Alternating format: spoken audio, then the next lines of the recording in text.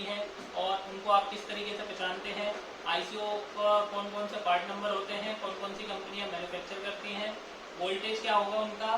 तो फ्रेंड्स बने रहिए वीडियो में, और वीडियो अच्छी लगे तो लाइक करें, शेयर करें, सब्सक्राइब करें। तो चलिए फ्रेंड्स, सबसे पहले हम देखेंगे कि हमारी VRM IC कहाँ पर होती है बोर्ड के अंदर। वोल्टेज रेगुलेटर मॉड्यूल, जिसको कहते हैं हम VRM IC, जो कि हमारे CPU का कोर वोल्टेज जनरेट करती है। तो ये हमारे पास एक डेस्कटॉप का मदरबोर्ड है।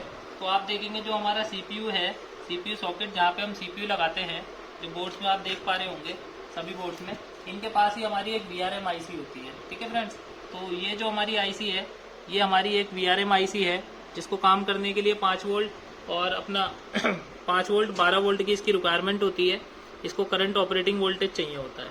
तो हमारी ISL, TPS, Maxim, ADT, BQ कंपनियां जो हैं इसको मैन्युफैक्चर करती हैं, और आउटपुट में हमें 12 वोल्ट, 1.5 वोल्ट, 10 वोल्ट और 2.5 वोल्ट को आउटपुट में हमें देती है। तो ये है हमारी एक VRM IC, जो कि हमें CPU सॉकेट के पास है। IC हमारी क्लॉक IC, जो कि हमारी क्या कहते हैं अपना क्रिस्टल के पास होती है।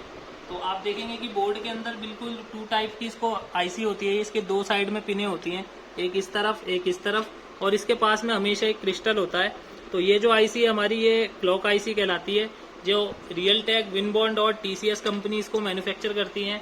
इनपुट में इसको 3.5 वोल्ट 3.3 वोल्टेज चाहिए होता है, और आउटपुट में हमें 1.6 वोल्टेज देती हैं।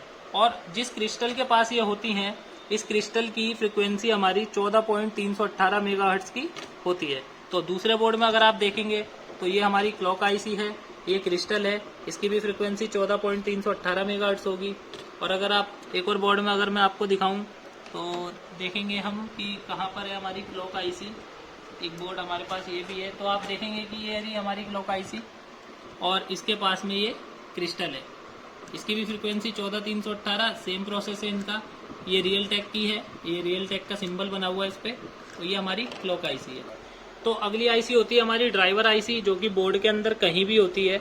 इसकी लोकेशन कभी भी फिक्स नहीं होती, बोर्ड में कहीं भी होती है, और इसकी पहचान में 8 पिनें होती हैं, और इसके ऊपर अल्फ़ाबेटिक और न्यूमेरिक, सबसे पहले ABCD कुछ लिखी होगी, उसके बाद कुछ गिनतियाँ लिखी होंगी। तो ये जो हमारी IC है, इसके ऊपर सबसे पहले U लिखा हुआ है, और उसके बाद में कुछ गिनतियाँ लिखी हुई हैं। दैट्स मीन कि हमारा क्या है, अल्फ़ा और न्यूमेरिक है। तो ये जो है हमारी, ये हमारी ड्राइवर IC हो गई।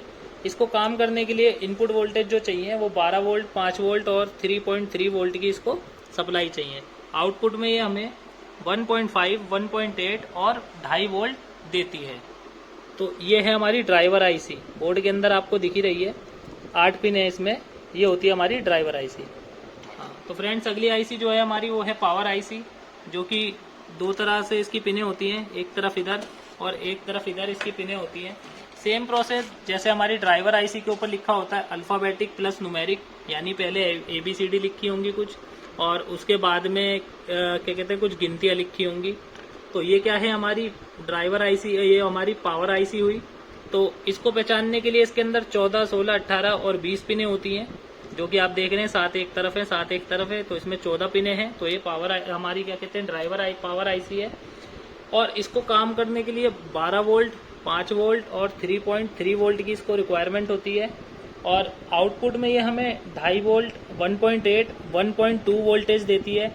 और ये ज़्यादातर हमारे रैम के सर्किट में लगी होती है। रैम का जो कोर वोल्टेज होता है, ऑपरेटिंग वोल्टेज, उसको ऑपरेट करने के लिए हमें आउटपुट देती है। तो इसको कहते हैं हम अपना पावर IC। फ्रेंड्स अगली IC हमारी IO IC, जो कि बोर्ड में सबसे अलग ही दिखती है, 128 पिन की होती है, और ये आप देख रहे हैं कि ये बोर्ड के अंदर सबसे बड़ी IC होती है। तो इस IC को जो हमारा ऑपरेटिंग वोल्टेज चाहिए वो 3.3 वोल्टेज चाहिए, आउटपुट में हमें डाटा देती है।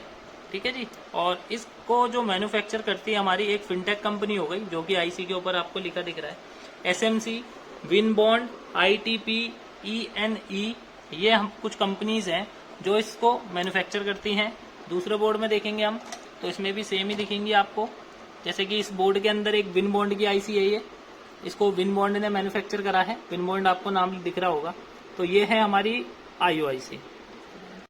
तो फ्रेंड्स अगली IC हमारी अपनी बायोस IC, जिसकी फुल फॉर्म होती है बेसिक इनपुट आउटपुट सिस्टम। ये क्या करती है, हमारे बोर्ड का जो पूरा हार्डवेयर होता है वो डाटा उसका इसी में स्टोर होता है। तो आप देखेंगे कि इस बोर्ड में इस तरीके से है दिखने में।